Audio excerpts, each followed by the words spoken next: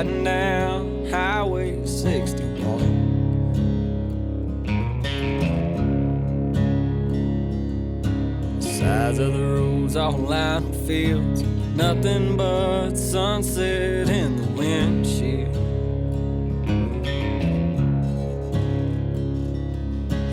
Feel it as soon as I ride into town. This is where I go to slow down. Miles and miles of soybeans and corn. I'm in the place where the blues was born.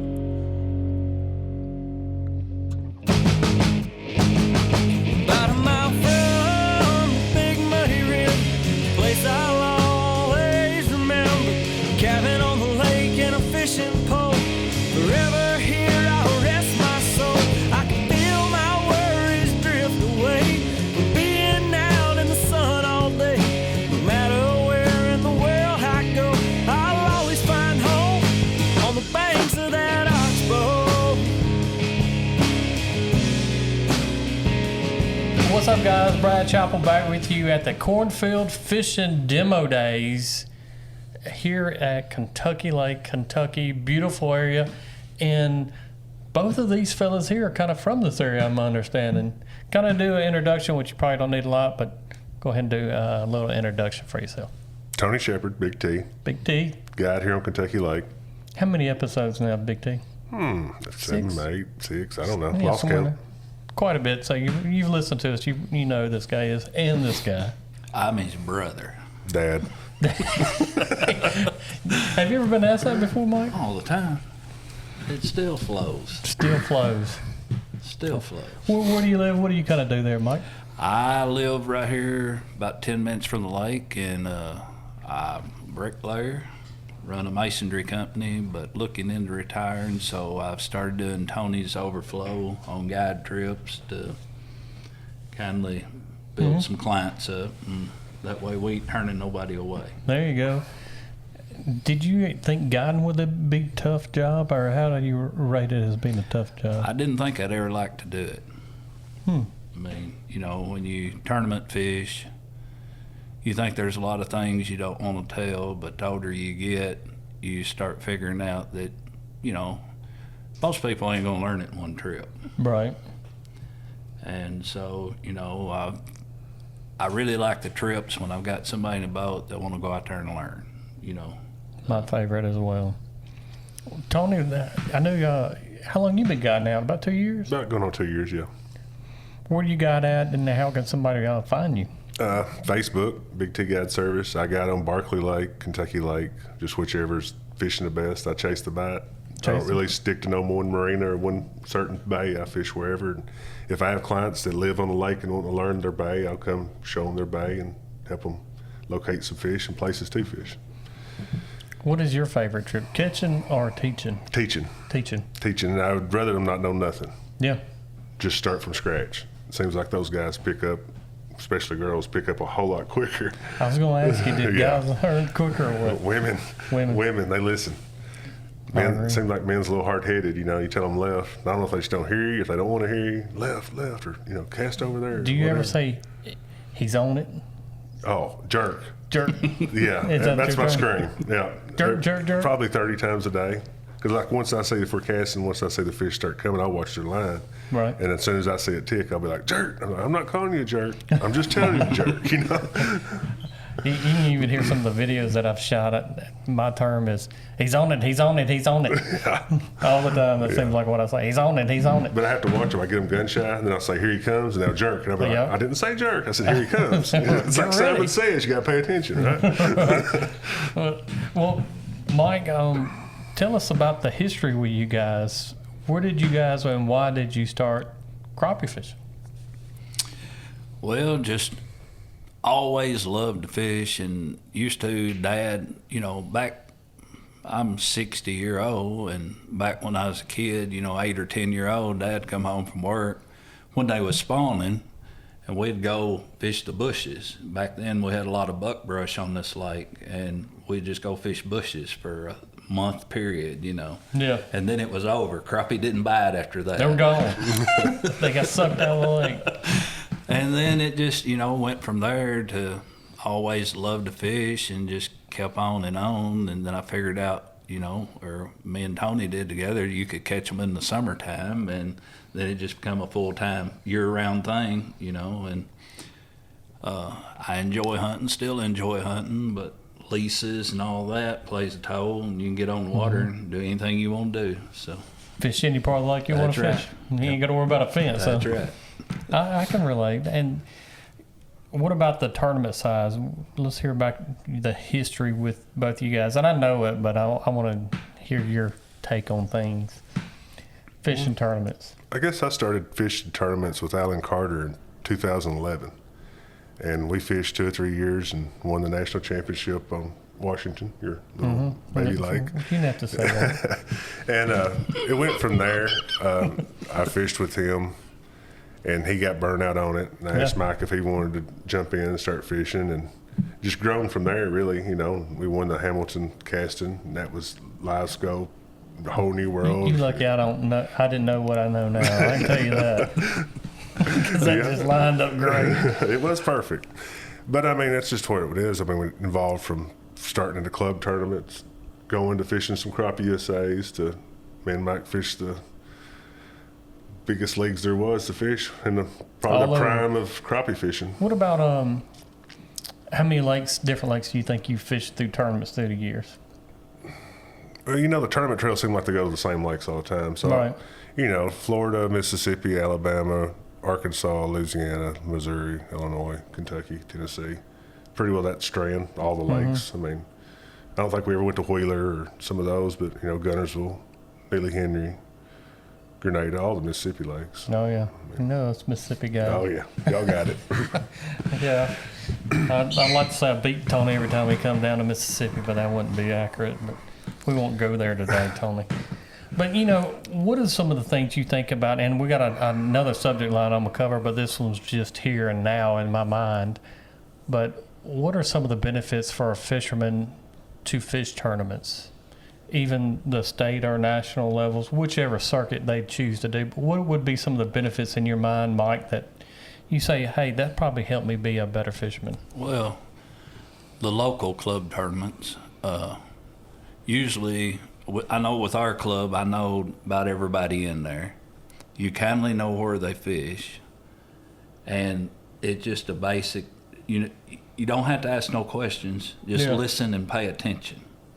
And then you start learning, well, this time of year the fish, they're catching them in deep water. You just keep breaking it down, just like a puzzle, put all the pieces together. But, we had some great fishermen in our club, There's probably 2 or 3 national champions in it now, And, I tell everybody, if you want to learn, get in there, what's $50, $100 for the information you're going to learn. The experience. And if you think it's the bait, or everybody's boat sitting there showing you what they're using, you can piece it all together, and you ain't got to ask no questions, Big T, what do you think some of the things that you benefited from fishing all those tournaments, all those years, and sitting where you are today? Well, the people you meet along the way is a big part of it. And then, you get to fish all these different waters and see how other people do it in different parts of the country. You can come home and try to apply those techniques here. Sometimes they work, sometimes they don't. But just seeing all the different styles of fishing throughout the country and trying to come up with your own style, I think is pretty cool. Is what I gathered from tournament fishing. If you stay on the same body of water all the time, keep doing the same thing, you will get the same results. It comes to my mind too is these conditions that tournaments face you with through the years. And we were talking about weather before we started recording today, but I'm gonna say a working man crappie fisherman, typically you're gonna look for the light wind days and the pretty days to go out there, and tournaments kind of push you to learn how to fish in adverse conditions. Yes. And guiding too. Guiding does. For sure. If they're here on vacation, they want to go fishing, you got to take them. And that's just, you learn a lot of stuff about boat control. You learn how to find fish out of the wind, where fish may be but shouldn't be. you just pick up a lot of things, tournament fishing and guiding too, that you can put to everyday use. But the guy that sits home and only goes on the pretty days, what if he wants to go on a bad day or something? You know, I mean, you have to practice. It's almost like practicing on the tough days. You know, I mean, if you don't ever go on windy days, you'll never be good at boat control. You know. I think that's probably live sonar, live scope, whatever you want to use on your rig. You get to really appreciate how important boat control is. You know, everybody knew that boat slap and different things in the boat, you know, you wasn't catching as many fish, but what is your take on it now since you've seen underwater? Yeah, it's a crazy world. I have pretty well everything I knew about fishing thrown out the window. I mean, everything. What's something that both you guys, and both you can think of it, and Mike, I'm looking at you, so what is something that you learned with live sonar that you thought you knew, but you didn't until you started seeing underwater? Well, one of the biggest things, and I think everybody knowed it because we kept going to longer rods, but we didn't. I don't think we realized just exactly how spooky they do get it sometimes. Right. You know, and then, you know, I'll lead us into another subject. You know, the water this year here on this lake, when we got that rise of water, these fish didn't do what I thought they should do. Period. You know, it was kind of an odd year here. Big T, anything pops in your head with that scenario? How many fish are on bottom? How many fish are on bottom? Yes. What do you? And how many fish ain't on structure? There's more off structure than, you know, and used to you wanted to fish structure, you know. Now we got to be on it. Yeah. Now it's catch one or two on structure, catch two or three, go into the next piece of structure, then catch one or two on structure, you know. How much more do you think that now you've realized, you said the bottom feature. Mm-hmm. How much more do you think crappie are really on bottom, you know, than years past? I knew they would get on bottom, but I never knew that they spent a lot of time on bottom. Mm-hmm. Well, back to fishing Washington, we were catching those fish on bottom. Dirty dog. Pretty well. I mean, we was fishing like a 30-inch leader and was pulling two pulls out. Yeah. And was fishing 6 foot of water, so that's right. It was down there. I knew they did, but I didn't know they did like they do. And I especially didn't know that you could go into a cove or a bay or area and see no fish and come back in 2 hours and poof, they're Pop everywhere. Up. It's just so those it's mind-boggling to me how many fish are on bottom at certain Can you times. see them all? No. Yeah. The ones on bottom, no. Maybe 20%. Right. That's what I feel like. I know I'll compared be to what's up when you come back. Yeah. You know. So a lot more fish on bottom than you ever anticipated. Yeah. I've come to believe anytime they're uncomfortable, that's where they go. Makes sense. I mean, if our lake drops, you know, they'll if go the to lake bottom. drops, if it's windy, they ain't liking the wind. I mean, that's been a big key this year on this lake. You get a calm day that we've had very few of. Right. Then they're up high and easy to catch, and Living you life. let the wind blow, and they're down and Spooky. Do you think that waves, wind, what's making them go to the bottom in your mind? I think they're just uncomfortable. They're spooked from. I think a lot of it. Naturally, a lot of it's your boat slap, but when you're zooming that live scope way out there, and you're seeing them, and they're just constantly going down and come back up, they just ain't comfortable. You know, if they're comfortable, they're going to get up there and they're just going to float, you know. Kind of like you in a recliner. You know, you're comfortable. You're just chilling. I'm good at that. Me too. I'd be a big old fat crappie. I'd be easy catch. I'd be just laying there. I'm the easy one that's just sitting there loving life. You know, that leads into why I wanted to talk to both you guys. Kentucky Lake, does the water fluctuate a lot? Well, we have winter pool at 354.5, say, and then summer pool is 359. So that's usually our fluctuation. But, you know, I know our county had 14 inches of rain in one rain. Lord. And the lake come up, which typically they start holding the summer pool level at around April the 15th. They'll start easing it up and get it up fairly quick to the 359 level. But this year, I think it was around the end of March, 1st of April, we started getting a lot of rain that come up to 360, and we hit, I think the highest it got was 362. Now, rising water and crappie, what is the your tactic, your mindset on how to find them and catching with these lakes jumping, and how do you see these fish reacting? Well, and like he said, they didn't do what I thought they should do. So the fish. What did you? First off, let's think about what did you think they should do? Well, the water was coming up. Water temperature was 65 degrees. We've been at winter pool. It started rising. I thought these fish are fixing to run. They're fixing to go in. We're going to kill them. So I go check shallow, nothing. Back out, some. But what I figured out was so we have high water, and if it comes from Tennessee, it don't really affect our fish. It's clean water, right? But we had all that rain here, runoff water, dirty water. So those fish, I think it was too much fresh water coming in. Right. So they didn't run to the backs like you would think in these big major creek arms. They went to the sides, into the pockets. So I think they got out of the fresh water on the smaller runoffs, but they still went shallow, but they didn't do what I thought they should do. And another thing I found real strange is when they did this, the females is what moved, not the males. So hold up, we think of normally shallow spawning fish. Males go first and the females trickle in behind. You're right. So I go run, so like the steak beds they put out here, they're out of the water at winter pool. Summer pool, they're like 4 or 5 foot deep. With this water, they were 9 foot deep. But it was the last man-made cover before they reached, pretty well, we don't have much bank cover unless the water's high. So I was thinking, they're going to run to the banks. Well, they didn't. The females ran to those steak beds and stopped. And then if you wanted to catch a male, for me, I'd have to back out like 14, 16 foot of water. So literally, it was kind of opposite what you were thinking. It was almost like the males knew it wasn't right, and the females are like, hey, this baby's hurting my belly. She's fixing to come out.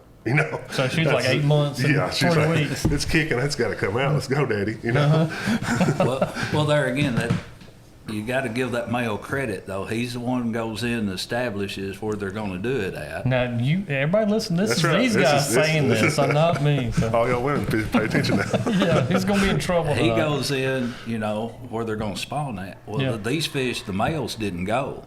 And it's like Tony said, it is almost like they knew the history of the way this lake raises and falls, that, hey, we're just going to set tight.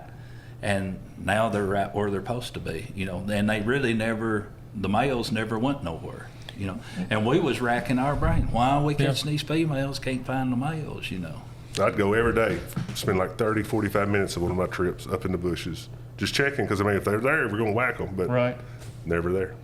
I've seen this happen down on Barnett, and I don't know about current in this lake, I just don't know it on this lake, but I've seen in the springtime especially that, we'll have the spawn going on, and all of a sudden you'll get those big, 8, 10 inches of rain, and it starts pushing a lot of fresh current field. That lake has a lot of current in it. There's no way for it to hold any current. It flows through it.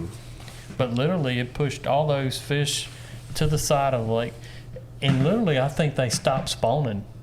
Yeah, I think ours did they that stopped. Too. Yeah. They said, hey, these conditions are not right. Let's hold up, put the brakes on everything, let this lake get settled, and then once it's settled, it turned back on.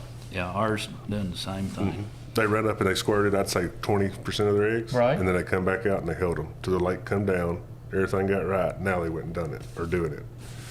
What's the typical time frame for the spawn up here in Kentucky Lake? You would say, if you had to say. Normally about 2 weeks ago, a week and a half ago. So we're, I'm thinking of April something. Yeah, around April 15th. April 15th is the starting or the mid? That'd be mid. peak. Yeah, Mid. peak.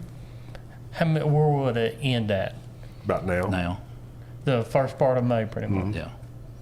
See, on Barnett, and I think we've just been a little bit further south, and maybe the current factor even as well.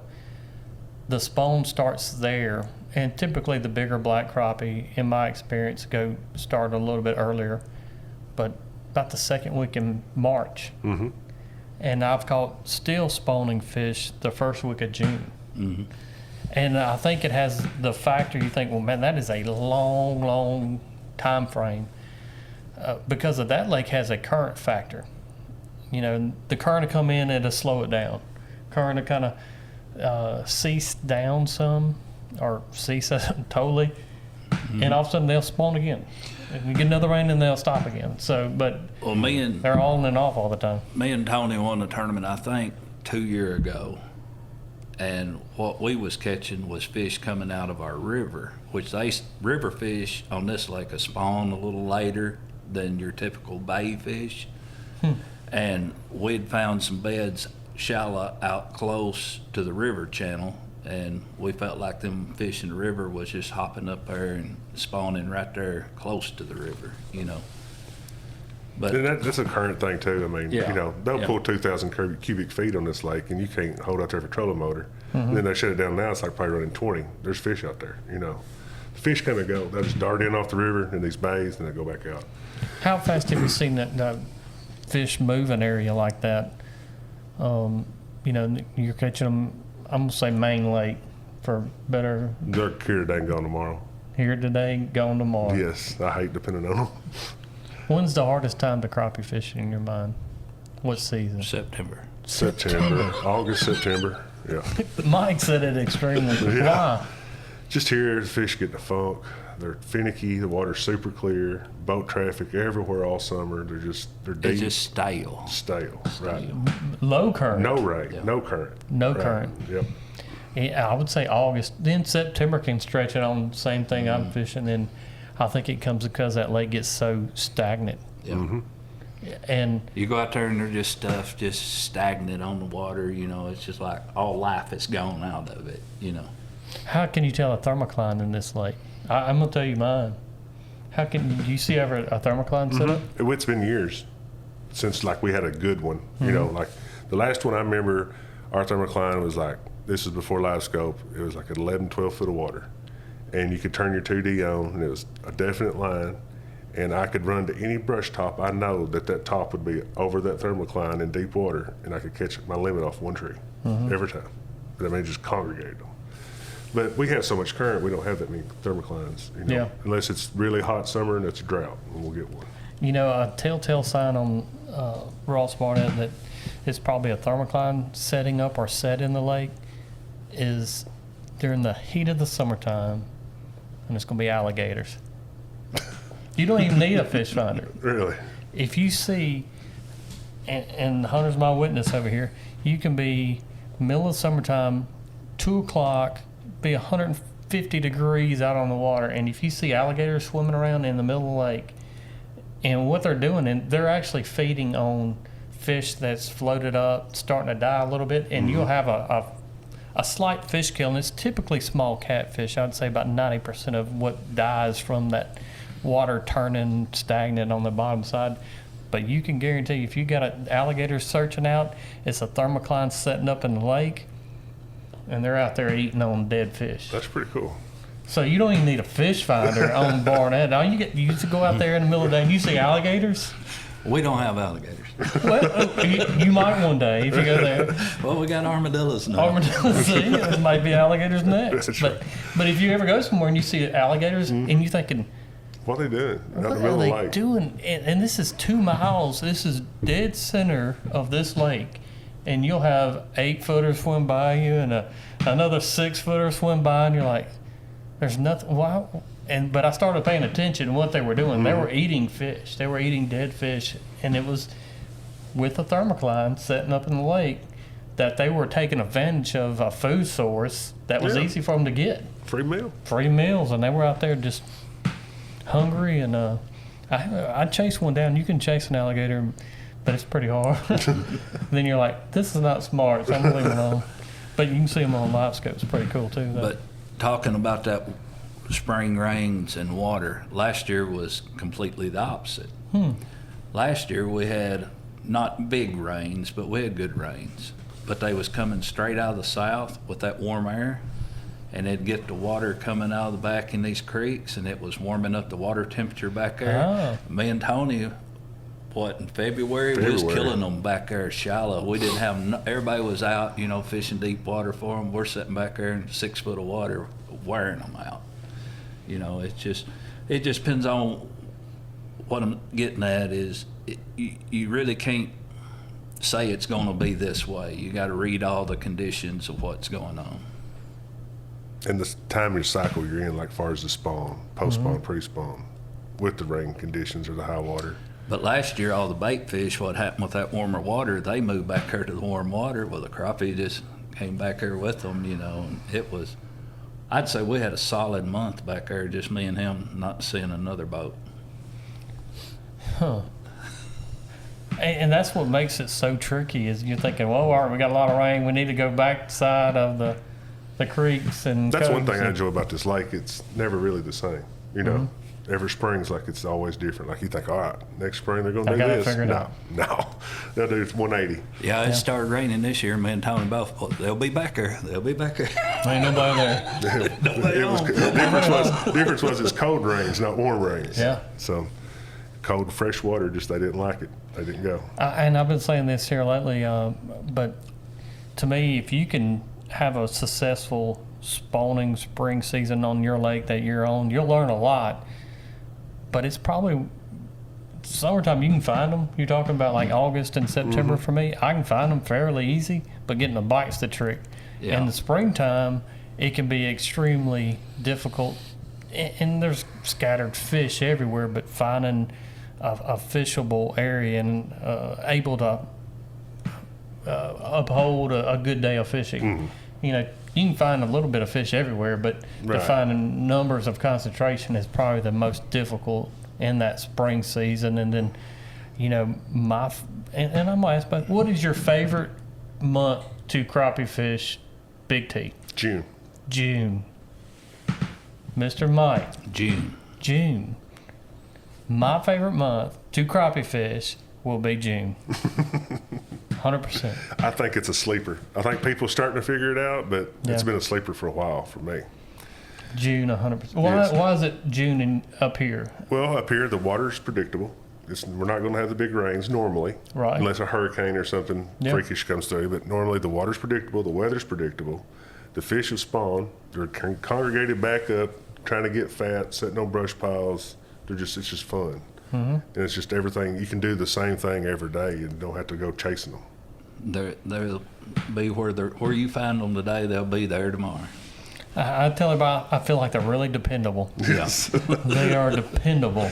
And probably the most month the crappie are dependable is June, I would say. Yeah. Then they start changing again. Yeah. But June's good. It seems like you still got some of the fresher water that's in the lake. It's not stagnant quite yet. The spawns beyond them, they're past the spawn, and they're wanting to feed up. They're hungry, and it's not as much shad quite in the lake as you get the fall months. Right. So it's not as much food for them in the lake, and they're aggressive. June would be definitely my favorite month, but let's hear about your favorite month, a bait to fish in the month of June. It'd be between the tickle fry, and it'd be two colors, smoked shoal or dirty milk, and then natural cone. Natural, and then it'd probably be a hair jig, honestly. But I just like casting hair jigs in June. And it'd be about the same colors. It'd be either something silver or something kind of whitish pearl looking.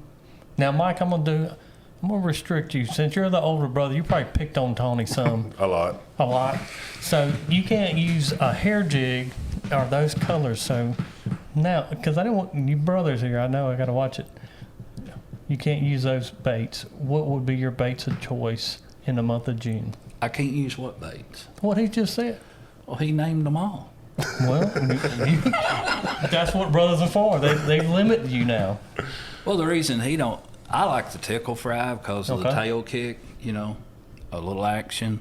But the reason he likes the hair jig because he don't like to keep his bait pushed up or have to change them. And so he's lazy. Okay. He didn't hear that. Maybe. What is how you I gonna like catch whatever them? they're biting. I like that answer. I know what my bait would be if I couldn't pick those two. Okay. If I couldn't pick those two, just original old, like everybody makes, just a little 2-inch Stinger shad. Mm-hmm. Hard to bait. Same colors. Hard to bait. What setup? How are you catching them? 16th ounce head casting. Just a single. Mm-hmm. Like the one in Hamilton. Mm-hmm.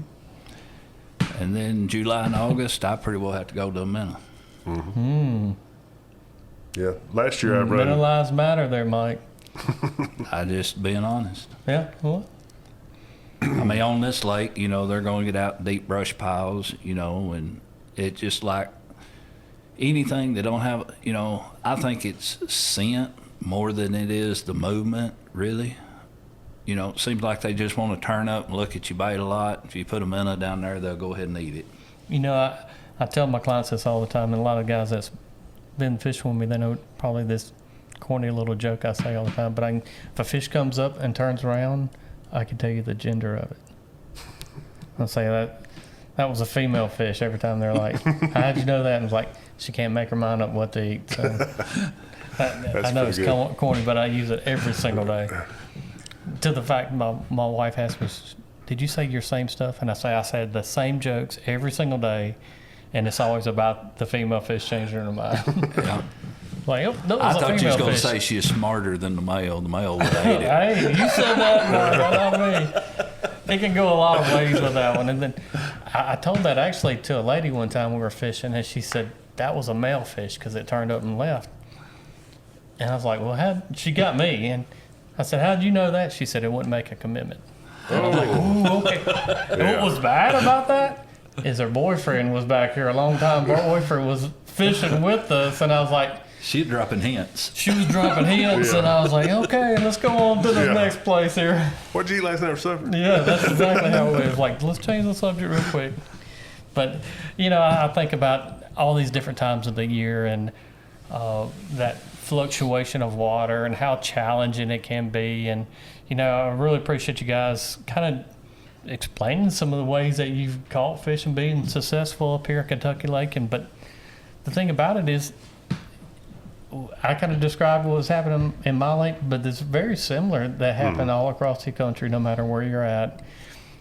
And I think in my mind, a lot of times us fishermen, crappie fishermen is what I relate to more, but we get set of thinking this is where they're going to be at, and we live and die by it. But now we don't have to. Mm-mm. No, it tells the truth. Forward-facing sonar. If they're not teared, don't even drop. Just keep going. Mm-hmm. Well, definitely, guys. How can they reach both of you? Reach Big T or Mike? What's your number? My number is 270-293-2856. But you know, you can go crappie fishing and you can do a fireplace. Yeah. And but just get a hold of Big T, and if he's booked up, I'll take you. Teaching trip is your favorite trip as well? It's my favorite. Just makes the day go by better. I mean, if they're interested in it and if they're absorbing the information you're telling them, it just feels rewarding. Well, I mean, especially when they go home and send you a picture of fish they caught the next day because they applied what you told them. I tell a little tale real quick. You know, Tony was telling me last night he was trying to get a guy to fish this tournament that Cornfield Fishing's having. Yeah. You know, he said, it ain't no entry fee. It wasn't $1,500. He said, I know you can catch them. You bit me about 8 times, right. You know. He said, but I can't hold the boat. No. He said, I can catch them with you, but I can't hold the boat when I'm by myself. Catch them. Mm-hmm. That's a lot of it. Yeah. How would you give somebody a pointer on how to do boat control? I would probably, honestly, it's going to sound stupid, but I would go to the lake on the windiest day, and I'd throw me out some buoy markers, and I'd try to keep that buoy marker 10 foot in front of that trolling motor. And when I got tired of doing it, I'd keep doing it.